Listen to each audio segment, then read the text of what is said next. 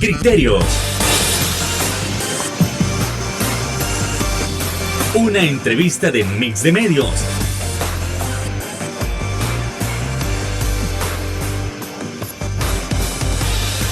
Que aborda frontalmente los problemas de El Salvador con los verdaderos protagonistas y plantea soluciones.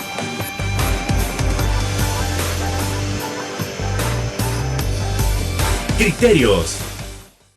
¿Qué tal? Muy buenas noches, sean bienvenidos a una nueva emisión aquí en su programa Criterios para continuar analizando con alta importancia esos temas tan relevantes que suceden a nivel nacional e internacional. En los últimos días mucho se ha criticado a la oposición sobre que si realmente se oponen al régimen de excepción, realmente se están oponiendo a los proyectos. ¿De quién están defendiendo los derechos humanos? ¿De los reos? ¿De las personas inocentes? Bueno, nosotros precisamente queremos aclarar eso y para ello tenemos el placer de tener en nuestro estudio a nada más y nada menos que a la honorable diputada de la Asamblea Legislativa, Claudia Ortiz. Muy buenas noches, diputada. ¿Qué tal? Mucho gusto que nos acompañe. Hola, buenas noches, Fernando. Muchas gracias. Un saludo a la población salvadoreña que nos sintoniza. Es un placer poder estar acá en tu programa para poder hablar de los temas de la realidad nacional. Perfecto, Claudia. De verdad, encantado de tenerla por acá y vamos a entrar entonces en materia para resolver esos puntos que ya dijimos. Realmente, por ahí se dice en las redes, realmente de qué lado está la oposición y realmente si se oponen al régimen de excepción, pero aún no terminamos de entender por qué se abstienen o por qué se oponen. ¿Realmente están defendiendo los derechos de las personas y específicamente de los reos? Bueno, hay que comenzarlo a aclarar con Claudia Ortiz. ¿Cuáles son los derechos? ¿A quién están defendiendo realmente, Claudia? Bueno, realmente nuestro deber como funcionarios, mi deber como diputada es observar que la legalidad y los derechos, especialmente los que están establecidos en la Constitución, sean respetados. El primer régimen de excepción que se decretó ya hace más de un mes, yo argumentaba, y claro que estábamos en una situación crítica, un repunte de homicidios sumamente alarmante, que nunca habíamos visto, pero yo argumentaba que realmente ya habíamos tenido un régimen de excepción, primero, ¿verdad?, durante la emergencia sanitaria, y habíamos constatado como esta administración no fue capaz de usar con responsabilidad esos poderes amplios que se le dieron a través de la anterior Asamblea Legislativa. Tuvimos gente en centros de contención en ese momento que incluso fallecieron porque no fueron atendidas, porque se contagiaron de COVID-19 o tuvieron otros problemas de salud. Gente que había cumplido ya su cuarentena y si no se acuerdan ustedes mal, gente que pasó hasta 50 días encerrados en contra de su voluntad, ya sin ninguna razón médica. Es decir, había una serie de irregularidades que nos hacía pensar que no era la decisión más correcta entregarle esos plenos poderes y 4 garantías constitucionales de todos los salvadoreños a esta administración para combatir el crimen, ¿verdad? No era necesario ese régimen de excepción para combatir el crimen. No era necesario entregar el derecho de defensa, el derecho de reunión, el derecho de que no intervengan nuestras comunicaciones y también que la detención administrativa dure más de 72 horas de todos los salvadoreños para combatir el crimen. Y se sucedió lo que temía, que han habido una serie de detenciones arbitrarias para una gran cantidad de personas inocentes. Yo no defiendo y nunca lo voy a hacer y jamás lo he hecho. Yo siempre me he mostrado a favor de las víctimas de la violencia. He pedido minutos de silencio en la Asamblea Legislativa que han sido denegados para las víctimas que yacen en las fosas clandestinas. De eso no quieren hablar los colegas del oficialismo. No quieren hablar de las víctimas de la violencia.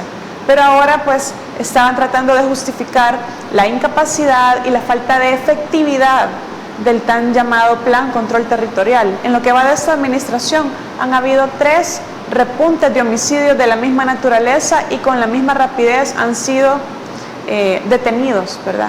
Entonces, esto habla de que hay un problema más allá de un problema, de una crisis de unos días, de un problema que viene desde hace mucho tiempo y que por la falta de transparencia en el manejo de las políticas de seguridad de esta administración, pues estamos viendo ese tipo de fenómenos. Y lo triste es que si no se atienden con seriedad la seguridad en el país, o la falta de seguridad en el país, podemos seguir viendo este tipo de repuntes como lo vimos también en otros gobiernos, y vamos a seguir en lo mismo por más régimen de excepción que tengamos. Claudia, quisiera también otro punto de aclaración, y es que se menciona que con el régimen de excepción y con la reducción de homicidios, lo que se hace es que revelar que el plan control territorial en efecto no había funcionado. ¿Podemos decir que eso es cierto o es falso? Sí, es que es evidente que cuando el control territorial no lo tiene realmente el Estado, que en teoría, después de varios años, casi 3 años de estarlo implementando, y varios millones de dólares después invertidos en ese supuesto plan que nadie conoce, cuáles son sus fases, en qué consiste, cuáles son sus indicadores de logro. Entonces vemos que el control territorial lo siguen teniendo los grupos de crimen organizado. Entonces resulta irresponsable aprobar algo que además va a someter a una gran cantidad de personas inocentes a una violación de derechos. Yo no estoy diciendo que los derechos de los criminales son más importantes que los... No, momento. Mientras El Salvador no esté en la vía de un sistema de justicia funcional, donde realmente deje de haber impunidad, donde realmente podamos perseguir el crimen, condenarlo de manera seria, ¿verdad? No solo de manera cosmética, sino realmente ir hacia a golpear esas estructuras. Entonces no vamos a lograr vivir en paz. Y por otro lado, estaba señalando yo la falta de coherencia en el sentido de que se quiere decretar un régimen de excepción para que le suspendamos las garantías constitucionales a toda la población salvadoreña. Mientras tanto, tenemos señalamientos serios de parte no de la prensa nacional, no de la oposición, del gobierno de Estados Unidos, de que hay 14 cabecillas que están pidiendo su extradición y el gobierno lo ha denegado. Y se fundamentan, de que tienen temor de que allá en Estados Unidos no se le garantice sus derechos constitucionales que tienen acá en El Salvador y que acá los quieren juzgar. Bueno, quiero verlo, ¿verdad? Quiero ver esas investigaciones, queremos ver realmente. Y por otra parte, ¿qué originó el régimen de excepción? Otras 80 lamentables muertes que tuvimos alrededor, incluso más, en ese fin de semana negro. Ya están investigando esos 80 casos, ya tenemos una acusación formal, ya se le está atendiendo a las familias víctimas de esas personas. Entonces vemos un despliegue exagerado y al final la pregunta es, ¿qué viene después de las capturas? ¿Cuál es el resultado tangible? Ok, diputada, ¿usted está de acuerdo con el discurso en que se menciona que todas las instituciones y organismos internacionales que se pronuncian en contra del régimen de excepción realmente están en contra de los derechos humanos? Realmente no, ¿verdad? Realmente no. Los derechos humanos aplican para todos. Y lo que quiere decir es que el Estado no puede abusar de su poder para destruir a las personas. ¿Y lo que hemos visto es un abuso?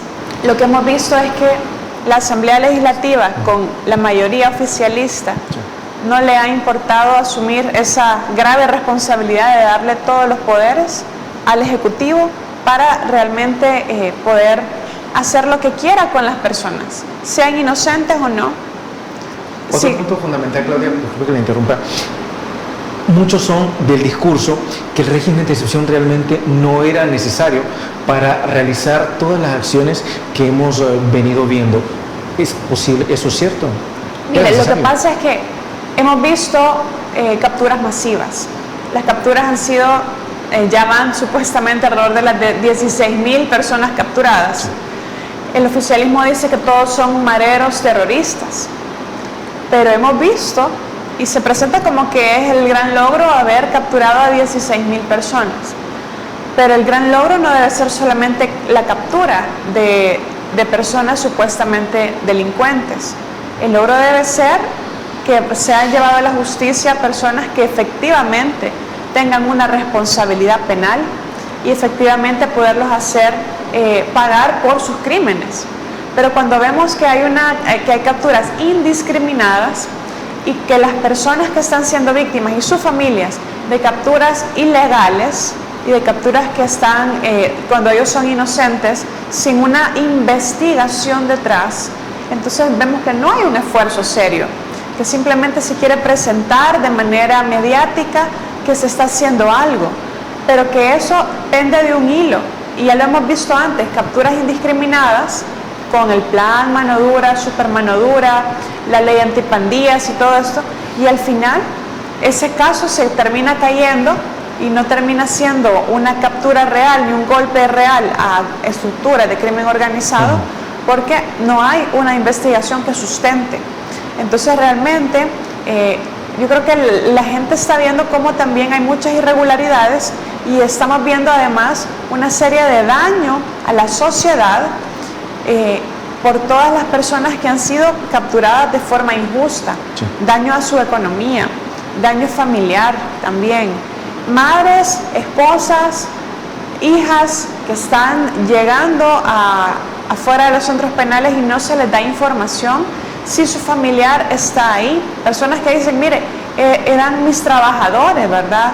Eran personas honradas, y lo más grave y lo más lamentable es que ya han habido 5 muertes de personas que han sido capturadas sin entrar a si son inocentes o no, ¿verdad? Algunos hablan de que, bueno, un caso de un joven que es músico, que fue músico, agricultor, una persona que todo su entorno hablaba de que un joven tranquilo, ¿verdad?, que daba servicio a su comunidad y fue asesinado a golpes, y luego las autoridades dijeron que había muerto de COVID-19, se lo dieron a su familia sin autopsia y dijeron que la causa era COVID-19, y ellos al revisar el cuerpo vieron que había recibido una golpiza exagerada.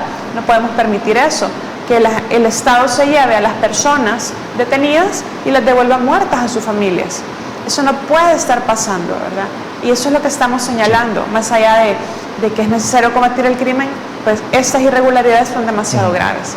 Diputada, nos vamos a trasladar a nuestra primera pausa comercial, pero le dejo plantear la pregunta: ¿cuál realmente es el problema sobre mezclar a las personas condenadas con las personas capturadas? No nos cambien, ya volvemos.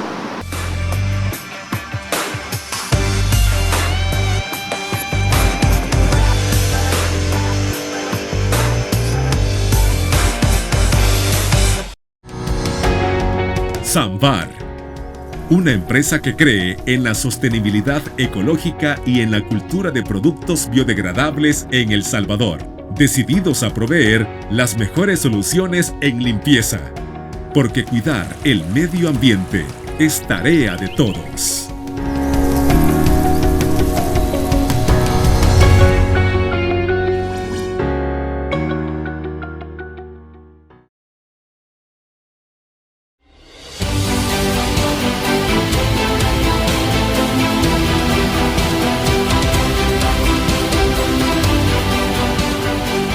Nuestro compromiso, nuestra pasión, son algunas de las cosas que nos caracterizan como salvadoreños. Farmacia La Buena, la farmacia de todos.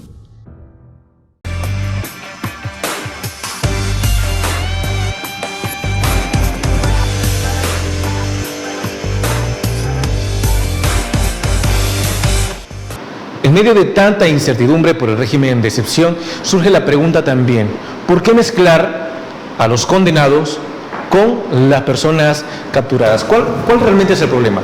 Bueno, hay que seguir analizando esos criterios con la diputada Claudia Ortiz.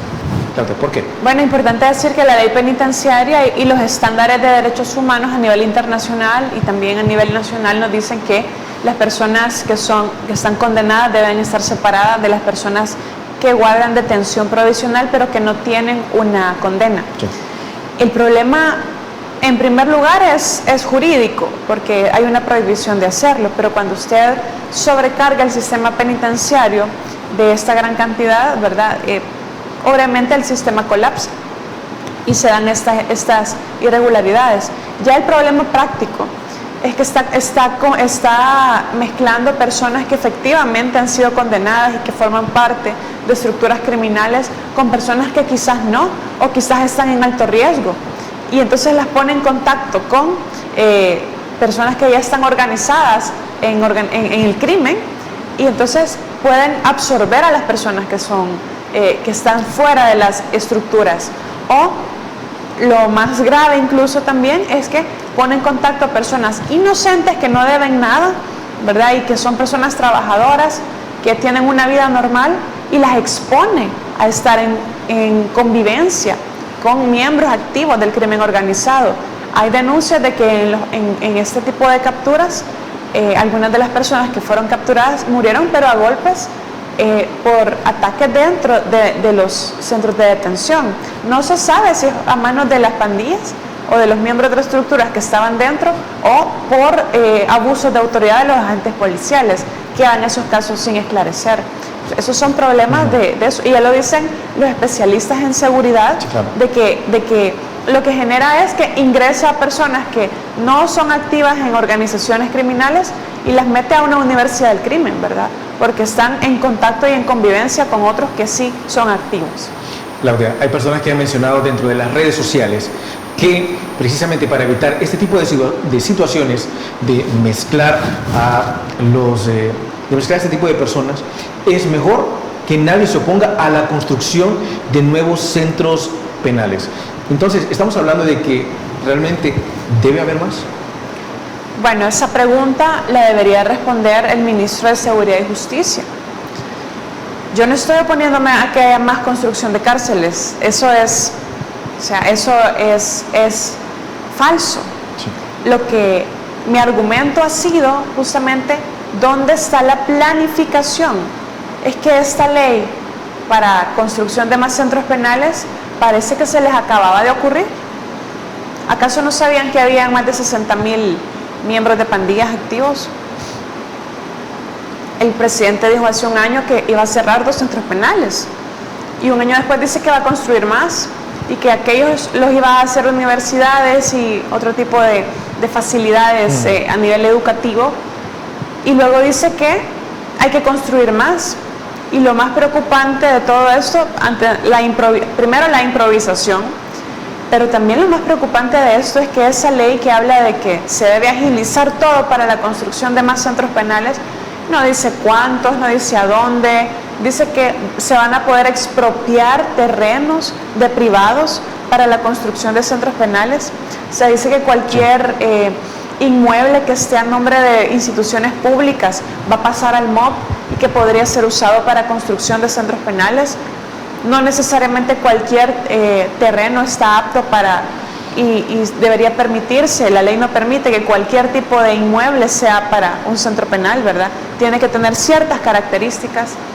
Y lo más preocupante es que ningún tipo, quien sea beneficiado con un contrato, puede serlo de manera sin una regulación, porque no va a aplicar la ley de contrataciones del Estado para esto, para la construcción de centros penitenciarios, sino que se va a dar con normas especiales para eso.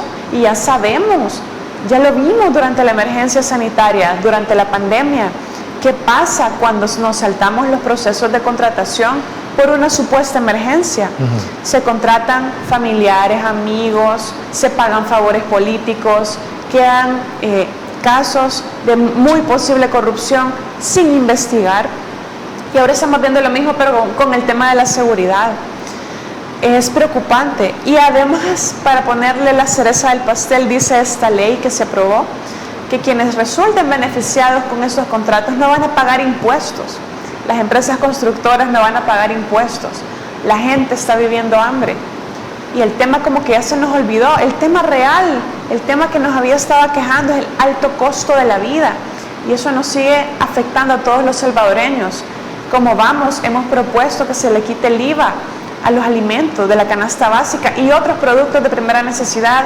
Y el oficialismo se negó a estudiar esta propuesta, siquiera analizarla, pero sí le van a quitar impuestos a los constructores de centros penitenciarios y a otro tipo de proyectos que se han aprobado por ahí también. Y a quienes se les hayan entregado contratos sin ningún tipo de evaluación ni concurso público. Claudia, hay quienes mencionan que esta cuestión de los centros penales es una cuestión de urbanización, es tratar de sacar los centros penales de las ciudades para llevarlo a los rincones de nuestro país. ¿Podría ser esa una vía? Es que eso sería lo correcto, sí. Guiarse por las reglas del urbanismo. Eso ya está, eso ya lo establece nuestra ley. Pero con transparencia. con transparencia para empezar, de, bueno, ¿dónde están? ¿Cuáles son los proyectos? ¿Dónde está la planificación? Es que si se habla de que no, es que lo tenemos que hacer allá afuera, ¿verdad? A ver, yo solo porque un diputado lo diga en un discurso en la Asamblea Legislativa no tengo por qué creerle, ni la población tiene por qué creerle. ¿Dónde están los planes de urbanismo? ¿Dónde están los planes donde se haga toda un esquema ordenado para esto? Sí. Pero esta ley surgió de la noche a la mañana y encima dice que toda la legislación que ya existe para ordenar ese tipo de cosas no necesariamente va a aplicar. Entonces ahí hay una contradicción, Fernando, porque si se dice que se quiere hacer por ordenamiento territorial, pero si estamos diciendo que podemos pasar por encima de las leyes de ordenamiento territorial, entonces realmente no sabemos si creer o no. Lo que vemos es, de forma evidente, un interés económico, de tener facilidad de ejecutar el dinero de la gente sin ningún control o con controles hechos de forma, digamos, adaptada a esta necesidad, pero no necesariamente adaptada a la necesidad de cuidar el dinero de todos, de evitar la corrupción y de generar transparencia en este tipo de proyectos. Diputada, ¿es posible mencionar también que la suspensión de la ley de adquisiciones y contrataciones públicas se debe a este mismo mecanismo que ya me está comentando? Claro, y no es la primera ley. De hecho, ayer se aprobaron 2 leyes también para otro tipo de proyectos, para el Aeropuerto del Pacífico y el Tren del Pacífico, que también dicen que no va a pasar por la CAP, no va a pasar por la Ley de Adquisiciones y Contrataciones, este tipo de proyectos. Y también, cuando se renovó el régimen de excepción, en la noche del domingo, me parece, sí, que fuimos llamados a sesión plenaria, también se introdujo un artículo muy similar, que cualquier compra, se introdujo una ley, además de la ley que renovaba el régimen de excepción, también se entregó una ley y se aprobó que cualquier compra pública que fuese necesaria para implementar el régimen de excepción no iba a pasar por la CAP. Ya tenemos 4. Tenemos la de construcción de centros penales, la ley que habilita que toda compra pública para el régimen de excepción no pase por la CAP, el Aeropuerto del Pacífico y el Tren del Pacífico. Esto además de las leyes que se aprobaron el año pasado para la creación de la DOM, y se aprobó una ley de compras municipales simplificada. No es la CAP, es otra cosa que no tiene los mismos estándares de controles de la CAP. Entonces, aquí, pues, como decía alguien en redes sociales, aquí quizás lo más honesto es que deroguen la CAP y que no la apliquen, porque en todos los proyectos importantes que estamos viendo en este momento para esta administración, están prefiriendo saltarse las compras públicas. Entonces, lo que debería ser la regla, como lo exige la Constitución, que toda compra pública tiene que ir por un proceso que es establecido en la ley, lo estamos dejando por lado, porque no es la Asamblea la que está generando una ley diferente, por lo menos, ¿verdad?, para que la gente sepa cómo se van a hacer las compras públicas. Va a ser una oficina en el Ministerio de Hacienda la que va a definir cómo se van a hacer esos procesos de contratación.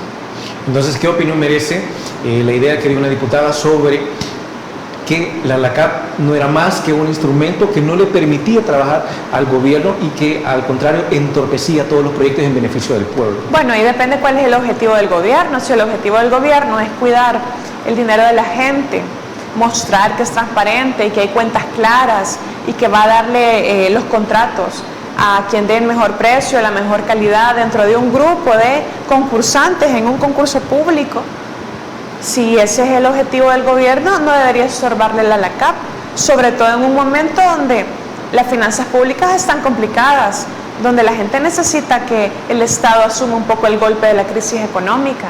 Pero si el objetivo es hacer proyectos, gastar el dinero a lo loco, dárselo a los cheros, las contrataciones, pues seguramente estorba la LACAP, ¿verdad? Diputada, nos vamos a ir a una nueva pausa comercial, así que ya volvemos para seguir con este tema tan interesante. No nos cambie, ya volvemos.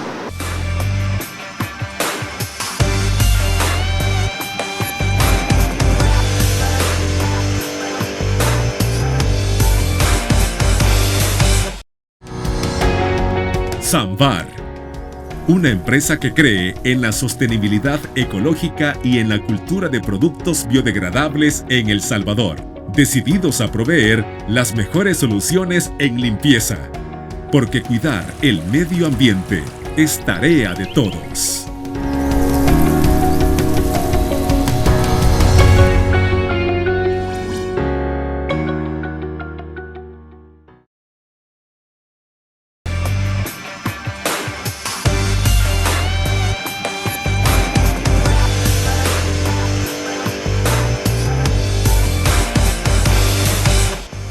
Cuando se habla de justicia, uno de los puntos fundamentales siempre es la justicia restaurativa. Y nosotros queremos saber por qué es tan importante aplicarla y si en efecto nosotros podemos ver esa justicia restaurativa aplicada a las víctimas de la violencia o de estas detenciones. Hay que seguir analizando esos criterios con la diputada Claudia Ortiz. Deseo la palabra. Bueno, siempre hemos abogado desde el partido Vamos y también en acompañamiento a organizaciones que defienden los derechos humanos y los derechos de las víctimas. El Salvador es un país de víctimas, lamentablemente. Víctimas durante el conflicto armado, víctimas en esta etapa de nuestra historia donde la violencia no ha cesado y se ha recrudecido gracias a las malas decisiones de los gobiernos anteriores y del actual también, que está tomando decisiones muy parecidas, aunque lo vendan como cambios históricos y medidas que nunca se han tomado. Si uno revisa la manera en la que se ha abordado el problema de seguridad desde la época de Francisco Flores, Antonio Saca y los siguientes presidentes, la forma de abordarlo es muy parecida. Hoy tiene otro tipo de características, pero en todo caso es la mano dura, pero por otro lado hacer negociaciones bajo la mesa, ¿verdad? Y al final el problema solo se hace más grave. Las instituciones de justicia se centran muchas veces solo en procesar personas y en condenarlas. Eso está bien, porque es parte de la justicia el hecho de conocer qué es lo que pasó, conocer la verdad y también que haya una sanción. Pero queda el otro lado de la moneda, que es la víctima o las víctimas. El Estado también debe asumir la responsabilidad de buscar que haya una restauración de esos derechos, una reparación integral. No solo de la violencia criminal, social, también de la violencia, por ejemplo, hacia las mujeres, hacia la niñez. Es necesario que cada juez que determine una sentencia para un acusado, para un imputado, también determine que hay una responsabilidad de sanar a esa víctima, de darle, por ejemplo, tratamiento psicológico adecuado que le permita superar en alguna manera el trauma de haber sido agredida de cualquier manera. A nivel económico también, y en cuanto no sea posible o por cualquier razón el imputado no asume esa responsabilidad, también el Estado debe tener instituciones dedicadas a atender integralmente a las víctimas. Entonces creo que también esa cultura que no solo con meter a alguien a la cárcel se hace justicia, pero no se repara del todo el daño. Se retira de la sociedad a una persona que ha cometido delito y que debe rehabilitarse idealmente, ¿verdad? Pero queda una familia con secuelas muy importantes, ya sea por homicidio, por desaparición, que es uno de los crímenes más graves que está viviendo la población salvadoreña, y que, ojo, no se han detenido, aunque digan lo que diga el oficialismo en sus discursos. En este régimen de excepción han habido desaparecidos, han habido homicidios también. Entonces, quiere decir que no todo lo que nos dicen es real, ¿verdad? O lo que nos quieren vender. Busquemos soluciones reales, soluciones que en el largo plazo sean efectivas, y no pasa por solamente hacer una activación mediática de algo. Yo no digo que no estén capturando gente de los grupos criminales, evidentemente sí, pero ¿por qué no lo hicieron antes, verdad? También. Entonces, creo que debemos analizar con mucha racionalidad la realidad que se nos está presentando y ver si efectivamente hay un cambio, ¿verdad? Y si ese cambio, que algunas personas hablan de que perciben, ¿verdad?, que hay que ha bajado un poco la sensación de inseguridad, si ese cambio se mantiene. Y la pregunta es, ¿qué van a hacer las autoridades para que sea una solución en el mediano y en el largo plazo? Hablando de centros penales, históricamente se ha mencionado que estos funcionan más bien como escuelas del crimen y no como sitios donde un delincuente puede olvidar su pasado y puede ser reinsertado a la sociedad. ¿Cómo podemos garantizar de que en efecto estos centros penales pueden convertir a los delincuentes? Bueno, ahí es toda una revisión del modelo que tenemos. El sistema, como ha sido concebido, está concebido para la rehabilitación. Pero hay un modelo de, digamos, de reinserción, de aceptación social. En teoría existe, ¿verdad? Claro. En teoría existe. Sin embargo, la realidad social es tan compleja y también estamos llegando a un punto donde el control que tiene el crimen organizado de las instituciones estatales está llegando a niveles preocupantes. Entonces, cuando ya el crimen permea tanto en las instituciones del Estado, es más difícil que cumplan su objetivo. Definitivamente hay que revisar las decisiones que se han tomado durante tantos años en nuestro país y ver qué es lo que se ha hecho mal. Pero acá simplemente dejamos que la memoria nos sea borrada y se nos presenten las soluciones que se venden como nuevas, pero que realmente son una reproducción de lo que se ha venido haciendo antes y no es la solución, ¿verdad? Me parece que hay que hacer una revisión importante del sistema penitenciario, hay que hacer una depuración también.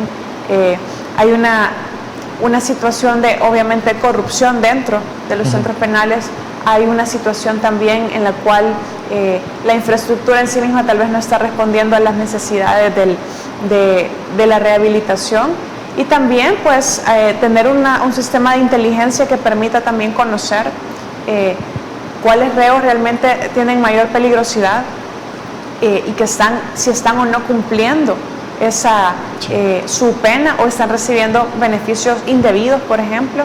O sea, cuando pasan ese tipo de irregularidades, es difícil que el sistema penitenciario cumpla su objetivo también y creo que la población tiene que empezar a exigir más una solución que sea de largo plazo. Diputada, se sabe también que las políticas públicas paliativas son necesarias, pero ¿se están aplicando políticas públicas preventivas en este caso? ¿Y por qué lo digo? Porque podrían atrapar 15.000, 20.000, 25.000 pandilleros si así es necesario, pero si nunca se detiene la raíz, entonces nunca van a dejar de atrapar. Entonces, vuelvo a la pregunta, ¿se están aplicando políticas públicas preventivas? Mire, yo quiero ir a la raíz también de la raíz. Porque obviamente la prevención es que el Estado esté presente en el lugar más recóndito del país, incluso en los lugares más vulnerables, que la gente tenga acceso a la educación para sus hijos, a la salud para su familia, claro. Que la gente no tenga que ser desplazada forzosamente porque la pandilla llegó y los amenazó de muerte. Fenómenos como ese, que la gente vive, el desplazamiento forzado es un problema gravísimo. Y entonces, cuando vemos la necesidad y que a veces la gente no logra estudiar porque no hay un transporte que le lleve a la escuela a sus hijos y es demasiado caro asumir ese costo para la familia, o cuando vemos que no hay una atención adecuada a la niñez, también son problemas que traemos desde hace mucho tiempo. Y en un momento donde hay finanzas públicas, el dinero del Estado es muy escaso, el riesgo el riesgo país que hace más caro que nos presten dinero, ¿verdad? Todo eso, realmente vayamos al origen, los recursos públicos para poder atender eso, necesitamos optimizarlo, necesitamos cambiar el sistema en el cual el Estado recauda el dinero para que no cargue a los más vulnerables proporcionalmente más, sino que también quienes tienen más capacidad de asumirlo también asuman el costo del desarrollo del país, claro, para las próximas generaciones. Pero para que eso pase, necesitamos un Estado que sea transparente, eficiente, que no se gaste los recursos públicos en cosas que no se necesitan, en cosas que no son prioridad. Necesitamos un Estado que tenga planes claros, públicos, visibles, consensuados con la sociedad de cómo vamos a apoyar a la población salvadoreña a desarrollarse más y tener acceso a aquellos servicios públicos que le van a permitir dignidad para su vida.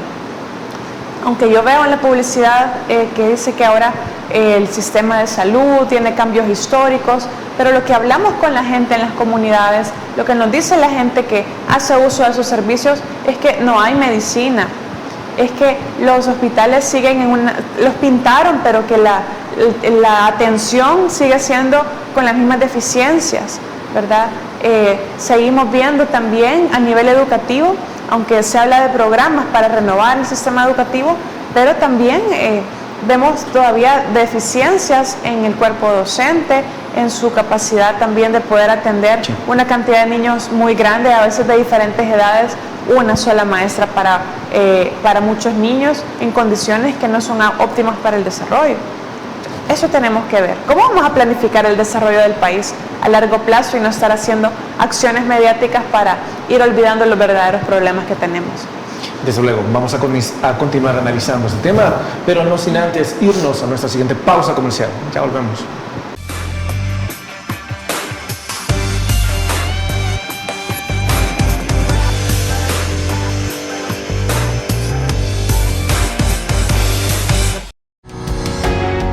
Samvar, una empresa que cree en la sostenibilidad ecológica y en la cultura de productos biodegradables en El Salvador, decididos a proveer las mejores soluciones en limpieza, porque cuidar el medio ambiente es tarea de todos.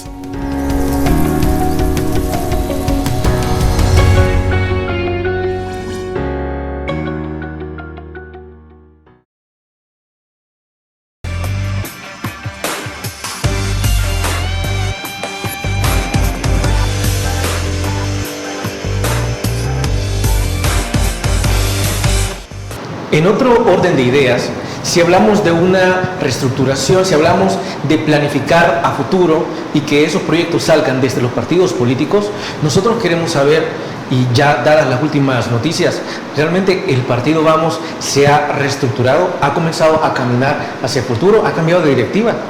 Bueno, no hemos cambiado de directiva. El Consejo Ejecutivo Nacional sigue siendo el mismo. Eso se hace a través de elecciones internas de autoridades que se harán el próximo año. Pero sí hemos hecho un nombramiento de uno de los miembros de nuestro Consejo Ejecutivo Nacional, el licenciado Ramón Rivera, que es una persona que ha dedicado su vida al servicio social, que también ha sido un empresario correcto, reconocido, que ha luchado con su familia pues, desde abajo para lograr objetivos importantes y que además ha sido una persona comprometida con la democracia en el país y fundador de nuestro partido. Pues él ha asumido un cargo que no es un cargo de directivo, sino es un cargo más operativo estratégico, como de director nacional del partido, en conjunto pues haciendo equipo con nuestra secretaria de Asuntos Jurídicos, Sofía Vaquerano, y pues ellos están en el día a día, digamos, del partido para asumir el rol que nos toca en este momento que vivimos históricamente.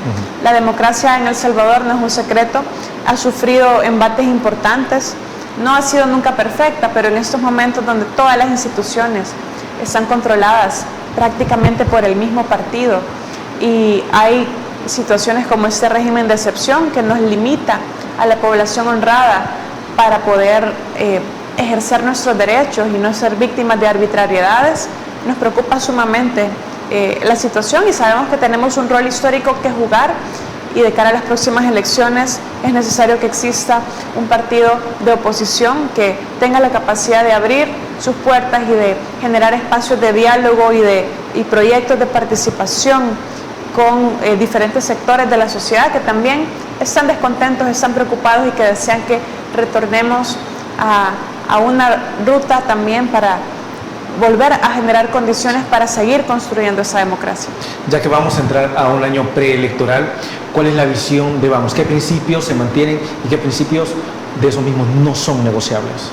Bueno, los principios que mantenemos es el principio de respeto a la democracia, de respeto a los derechos de las personas, de respeto al orden constitucional actual y la transparencia, la rendición de cuentas, que el interés de los ciudadanos tiene que estar por encima de cualquier interés partidario, Entonces, esos principios los mantenemos y que somos gente que sabemos que, bueno, no tenemos financistas oscuros, ¿verdad?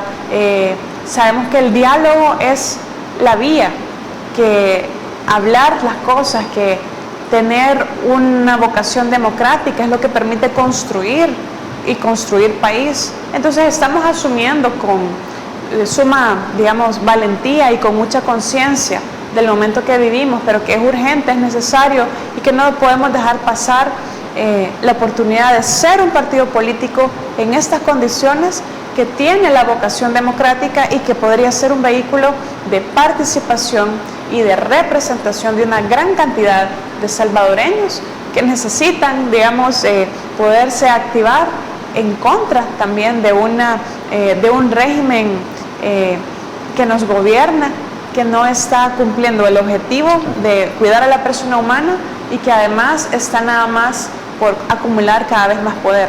Ese no debe ser el objetivo, sino desarrollar nuestro país y enrumbarnos en la vía de la plena realización de los derechos de todas las personas.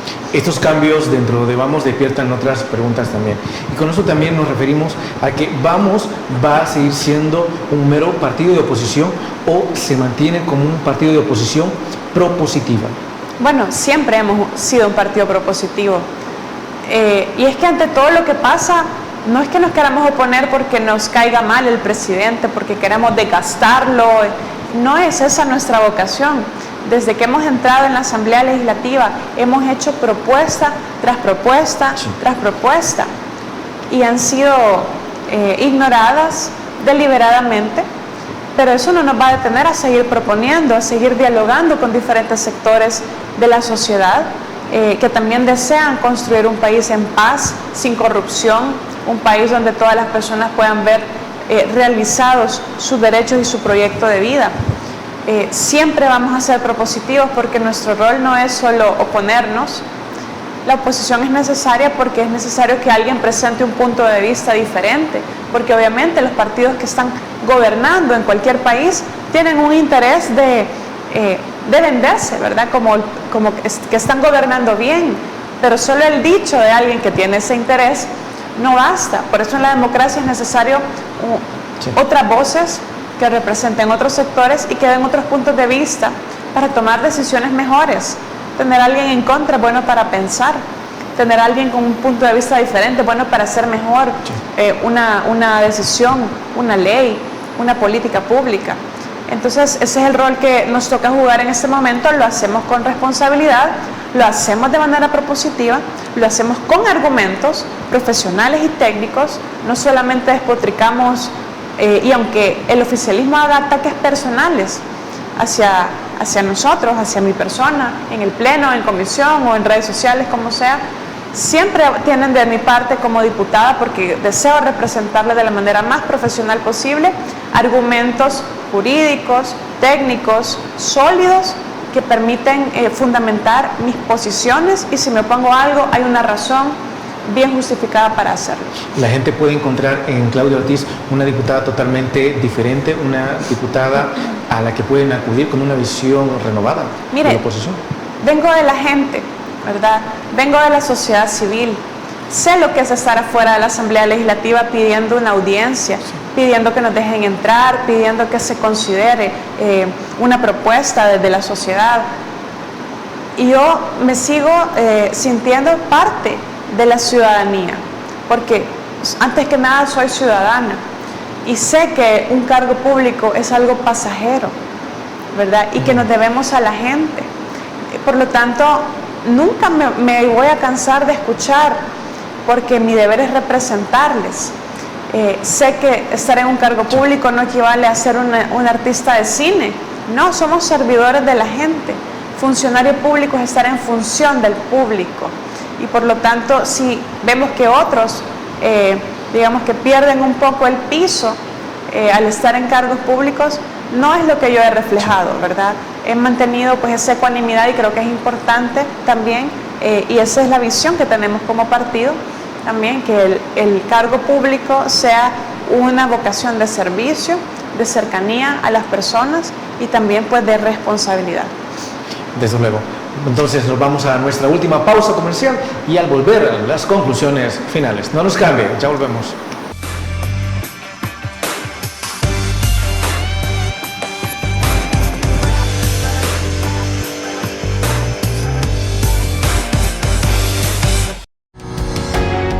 Samvar, una empresa que cree en la sostenibilidad ecológica y en la cultura de productos biodegradables en El Salvador, decididos a proveer las mejores soluciones en limpieza, porque cuidar el medio ambiente es tarea de todos.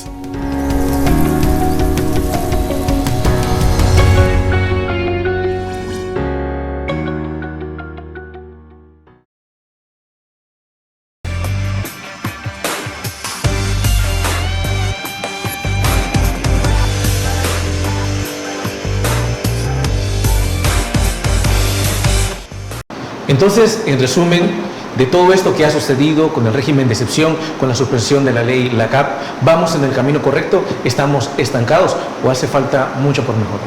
Diputada. Yo considero que El Salvador es mejor que esto que estamos viviendo. Tenemos mucho potencial. Mira lo que está pasando a nivel internacional. Estamos entrando en el club de los países considerados no democráticos. En 3 años estamos logrando lo que quizás pasó en Nicaragua en 20 años, en Venezuela, en muchos más. Y rápidamente estamos siendo vistos como un país que viola derechos de las personas, que no le importa a la gente, que se salta las leyes, se salta la Constitución. Tenemos una bancada que cree que porque el pueblo les eligió pueden hacer lo que quieran con ese poder, y obviamente no es así. Obviamente es necesario que haya transparencia en la toma de decisiones, es necesario que se muestre que se quiere cuidar el dinero de la gente.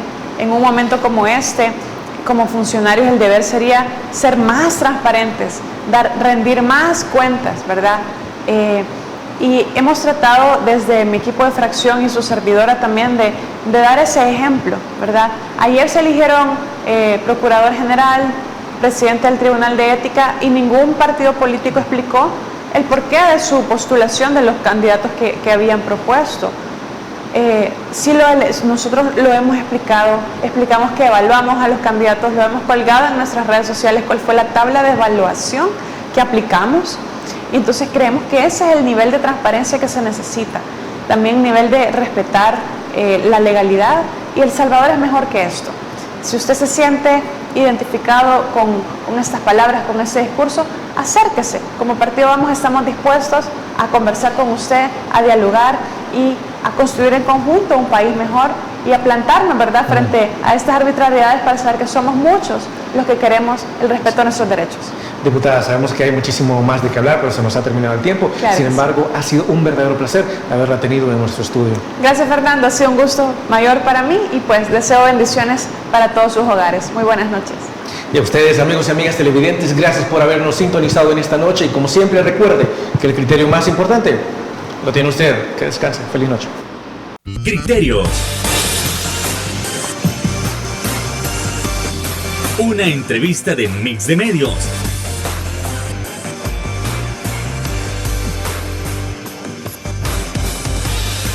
Que aborda frontalmente los problemas de El Salvador con los verdaderos protagonistas y plantea soluciones.